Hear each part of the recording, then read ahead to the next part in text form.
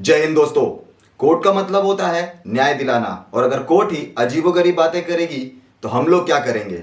1 मार्च को supreme court में chief justice of India S A Bobde ने 2 केसेस में ऐसी बातें बोली कि लोग हैरान रह गए, और दोनों केसेस रेप की।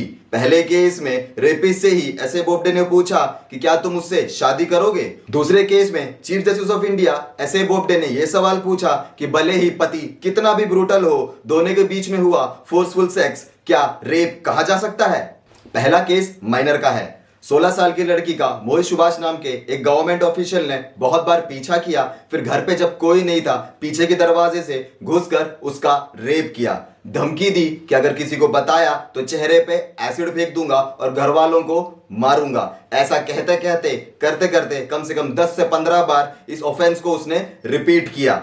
लड़की परेशान हो गई और सुसाइड अटेम्प्ट करने लगी। उसकी मां को पता चला और उसकी मां ने एफआईआर लॉन्च करने की कोशिश करी, लेकिन रेपिस्ट की मां ने रोक दिया। ये कहा कि लड़की अभी नाबालिग है, बालिग हो जाने दो, हम शादी करा देंगे। और स्टैम्प पेपर पे ये भी लिखवा दिया कि दोनों के बीच में अफेयर था और जो सेक्स हुआ वो कॉन्सेंसुअल था।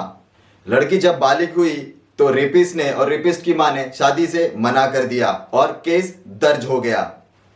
केस सेशंस कोर्ट गया और रेपिस्ट को वहां बेल मिल गई। लड़की ने इस बेल को चैलेंज किया हाई कोर्ट में, और हाई कोर्ट ने कहा कि ये तो पोस्को एक्ट में आता है। पता नहीं जजेस ने कैसे इस केस को इतना इनसेंसिटिवली लिया है।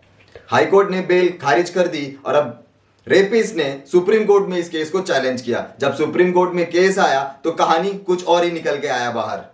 सुप्रीम कोर्ट में chief justice of India S A Bobde ने रेपिस्ट से यह सवाल पूछा कि क्या तुम उससे शादी करोगे।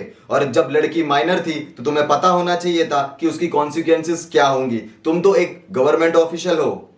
अब गवर्नमेंट ऑफिशियल से सुप्रीम कोर्ट का क्या कहना है हमें नहीं पता, जैसे बाकी सारे बेवकूफ हों। अब सुप्रीम कोर्ट ने रेपिस्ट को 4 हफ्ते की इंटरिम प्रोटेक्शन में डाला है और पुलिस को यह हिदायत दी है कि 4 हफ्ते तक उसको अरेस्ट ना किया जाए। बहुत बढ़िया।